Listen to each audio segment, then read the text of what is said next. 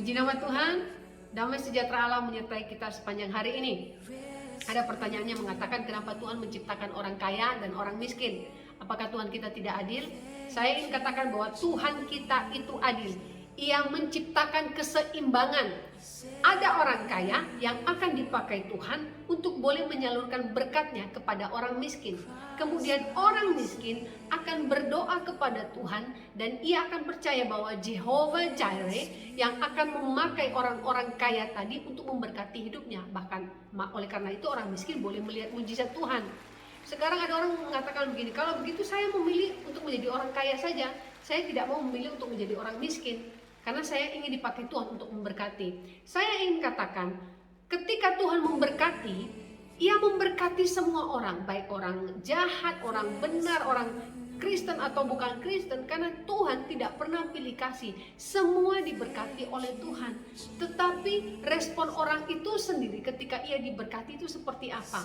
Ada yang mau dipakai menjadi saluran berkat, ada juga yang ingin menikmatinya sendiri. Di sini perbedaannya. Ada dua macam orang kaya yang memuliakan Tuhan dan orang kaya yang tidak memuliakan Tuhan. Orang kaya yang memuliakan Tuhan, lumbung-lumbungnya akan dipelihara oleh Tuhan dan tidak akan dimakan belalang pelahap.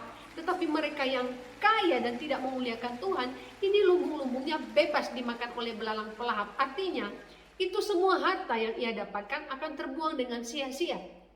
Kemudian bicara tentang orang miskin. Miskin ini artinya sial. Bukan, tidak ada ayatnya yang mengatakan bahwa miskin itu adalah sial. Ketika kita tidak punya harta, artinya kita punya iman untuk berharap kepada Tuhan. Iman kita semakin dikuatkan, iman orang miskin semakin dikuatkan bahwa Allah yang dia sembah adalah Jehovah Jireh yang akan menyediakan semua yang ia butuhkan.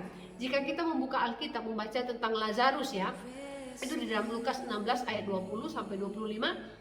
Mari kita baca ayat yang ke-22, dikatakan, kemudian matilah orang miskin itu, lalu dibawa oleh malaikat-malaikat ke pangkuan Abraham. Lazarus ini miskin, dia tidak kaya, tetapi ia tidak pernah mengatakan bahwa Tuhan itu tidak adil. Tidak diceritakan bahwa Lazarus itu komplain, bahwa hidupnya menderita gara-gara Tuhan, tidak. Tetapi apa yang ia dapatkan dari imannya, Tuhan pelihara ia sampai ia mati dan ia masuk ke surga. Jadi harta itu tidak menunjukkan pencapaian kita bahwa hidup kita ini diberkati.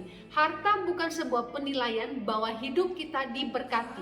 Tetapi yang menjadi pencapaian kita di dalam Tuhan adalah ketika kita terus hidup di dalam iman kita dan bersandar kepada Tuhan hingga kita mati. Jadi ini pencapaian kita. Jangan katakan lagi, Tuhan kenapa dia kaya, saya tidak. Tuhan kenapa dia cakep, saya tidak. Tuhan kita adil dan dia tahu yang terbaik buat kita. Dan orang-orang yang percaya kepada Tuhan tidak akan pernah meragukan keputusan Tuhan. Tidak akan meragukan apa yang Tuhan lakukan. Karena kita percaya Tuhan kita menciptakan keseimbangan. Tuhan Yesus memberkati.